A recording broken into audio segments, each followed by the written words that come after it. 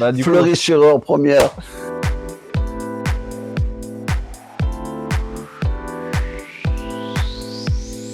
bonjour Patrice. Bonjour Thomas. Tu nous reçois chez toi, ici autour de Caen. Actuellement, tu es consultant chez France Bleu.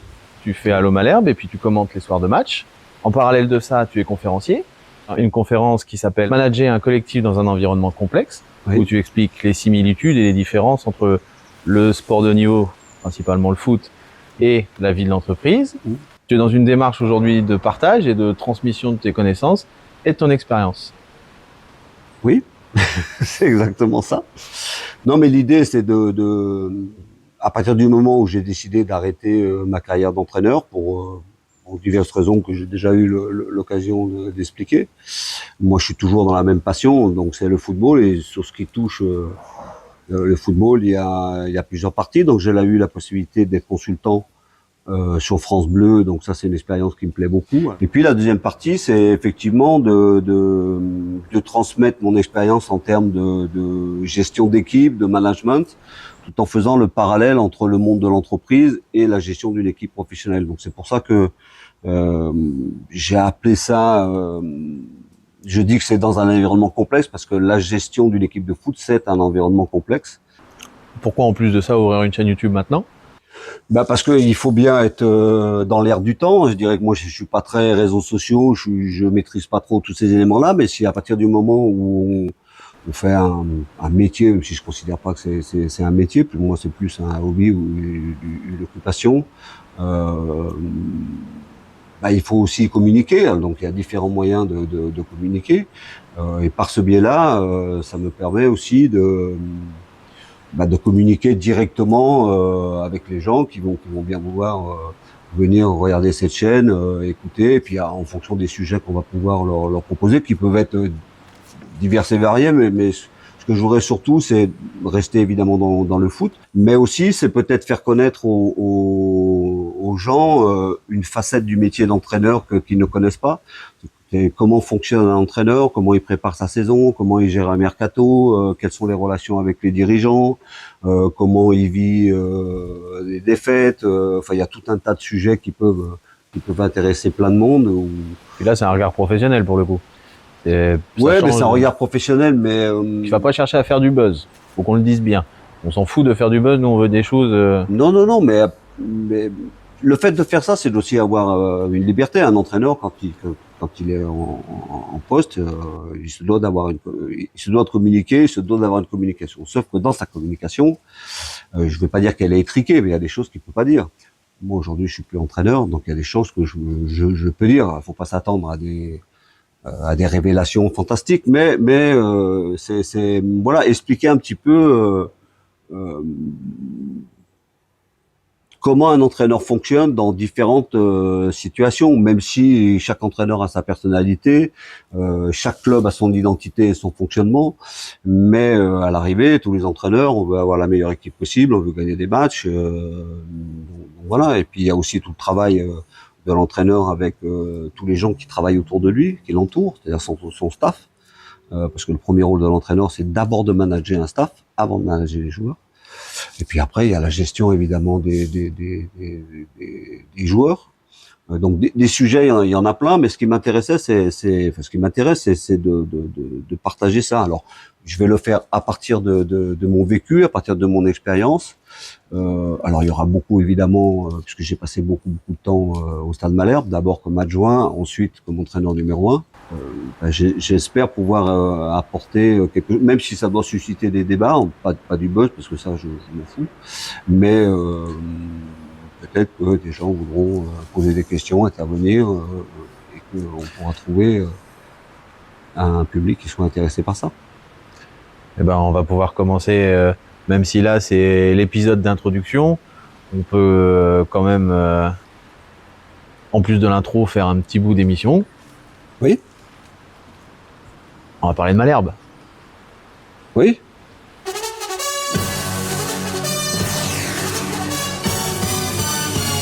Oui, Malherbe, c'est surtout intéressant parce qu'il se passe des choses.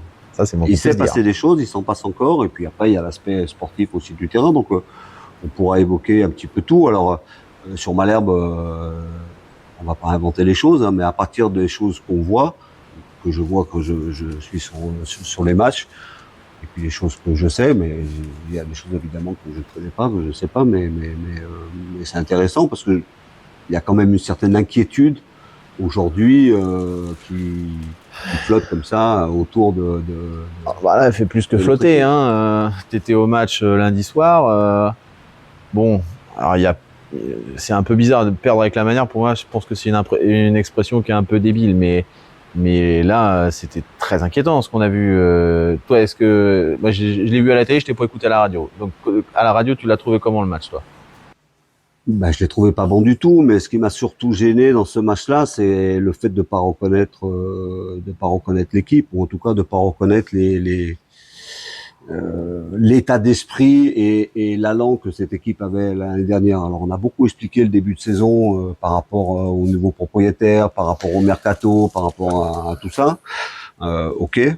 Il y a eu une grosse communication une fois que le mercato était fini en disant que Nico notamment a dit une chape de plomb qui est partie, je retrouve un groupe, des joueurs, 15 jours d'entraînement fantastique et tout. Et puis on a vu ce match-là. Alors quand on est entraîneur, on sait bien, c'est pas parce qu'on fait des bonnes semaines d'entraînement qu'on va gagner le week-end. Quand tu vois l'interview d'avant-match qu'il fait, la conférence d'avant-match qu'il fait, où est-ce que tu t'attends à beaucoup? Là pour le coup, il crée de l'attente.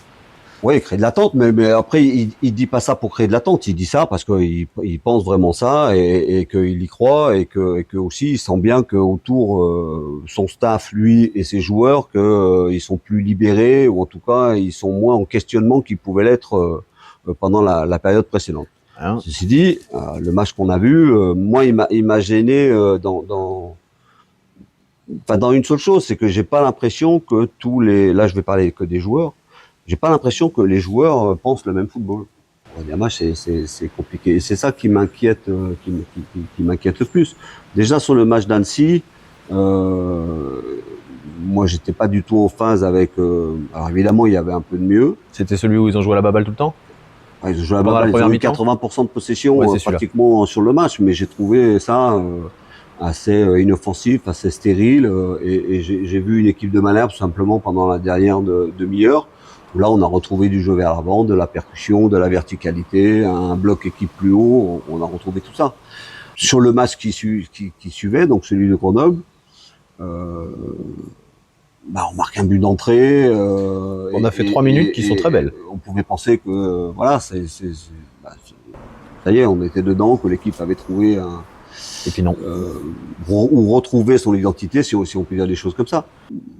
Moi, j'aimerais voir et je sais que Nico, il est comme ça, une équipe de Caen qui est active, qui va chercher les choses, qui veut s'imposer. Comme l'an dernier. Là, on subit tout, même quand on fait un début de match comme ça avec un but magnifique,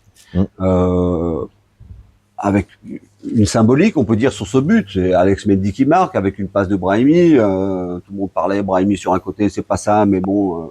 Là, il est rentré, une passe, voilà, c'est quelque chose sûrement qui a dû être observé par rapport à cette équipe de Grenoble. Donc, un début de match qui aurait dû mettre Malherbe dans une position d'aller enfoncer le clou, quoi.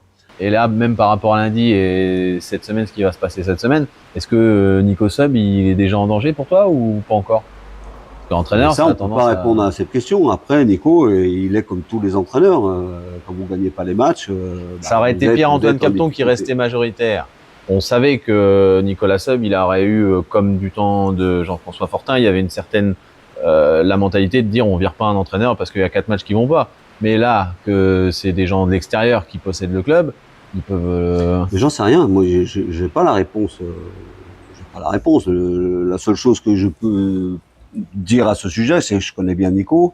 C'est quelqu'un qui va pas lâcher, qui va tout faire pour trouver des solutions. Même si là, il a 3 jours pour les trouver. Mais aujourd'hui, je suppose que ils sont en repos peut-être, non? C'est un débriefing du match. Il va mettre les joueurs devant leurs responsabilités. J'imagine qu'il va leur montrer le match. Et puis dès demain, il faut de nouveau arriver avec une énergie positive et dire et proposer quelque chose. Et après, il va avoir il va devoir faire un choix entre 2 options. Quelles sont les options? Soit je vexe les joueurs qui ont joué et je mets la même équipe pour qu'il y ait une réaction. Ça va les vexer, ça? Non, bah, il faut faire ce qu'il faut pour les vexer. Il va y avoir des discussions quand Ah, même. il les avec pique, les tu veux joueurs. dire, il leur dit un truc est qui va là, il leur rentre dans le lard. avant le match. C'est-à-dire qu'il dit ce qu'il a à dire à tout le monde sans prendre de gants. Donc, vous vexez les gens. Et après, vous leur donnez la possibilité de se racheter, entre guillemets. Ouais. Ou alors, il va changer 2, 3 ou 4 jours. Et justement, vu qu'on a appelé cette émission J'ai vu de bonnes choses, parce que c'est ta marque de fabrique. Non. J'ai vu de bonnes choses, mais pas que. On a appelé ça. C'est ta phrase. Bon, ouais, c'est ta phrase. Mais pas que, c'est toi qui l'as rajouté. Ouais. Bah ouais. Je l'ai pas répété tant de fois, mais quelquefois, dans une défaite, vous pouvez prendre conscience de vraiment ce que vous avez produit. Donc là, franchement, est-ce que tu penses que c'était leur la pire seule match bonne chose que j'ai vue dans le match, c'est l'action du but. Est-ce que tu penses que c'était leur pire match depuis le début de la saison? Ah, je crois. Je pense aussi. Pau, c'était tellement un contexte particulier que je crois.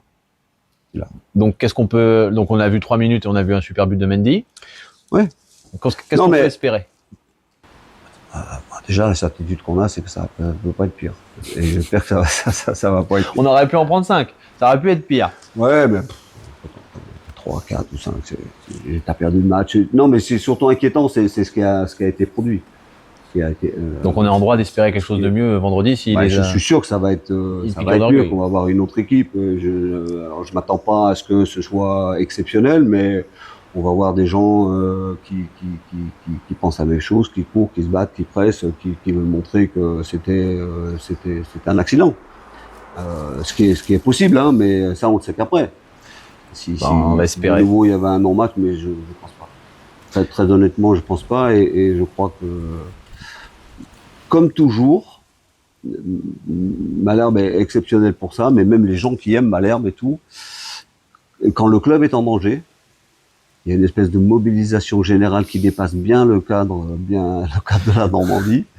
Et voilà, j'espère juste qu'il y aura beaucoup de monde au stade et que le stade sera bruyant. Alors ça c'est un autre sujet qu'on pourra évoquer dans ça c'est pour les prochains épisodes. Autrefois, mais c'est quelque chose qui manque à Malherbe sur les matchs à domicile, c'est sûr. Parce que le gardien, le public de Malherbe, il a été d'une patience exceptionnelle et d'une fidélité incroyable. Quand Nico a pris, je dirais pas cette apothéose, mais cette osmose entre tout le monde, et on était... Ah bah ça, de toute façon, lui, il va falloir beaucoup plus que 4 défaites pour...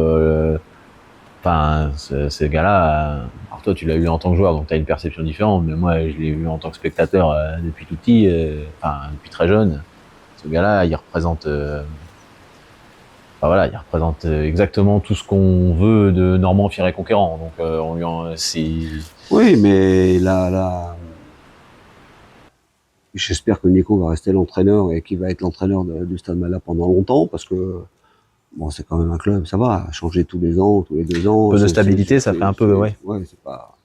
Les réussites de Malherbe sont souvent dues à une espèce de sérénité interne et une stabilité au niveau des gens qui sont à l'intérieur. Donc il serait quand même temps de... Voilà, c'est pas parce qu'on change que... voilà. Et puis je pense que parce que c'est quelqu'un qui travaille bien, c'est quelqu'un de passionné, c'est quelqu'un qui voilà. Donc, eh ben, on va espérer. Eh ben, merci de nous avoir regardés. Merci Patrice. Eh ben, merci à toi. Et puis, à bientôt. Ouais, il fait beau. Ah, on est bien. Une fois. On est bien. Je suis pas sûr que dans 15 jours, on ait ce temps-là. Non. On le fera à l'intérieur.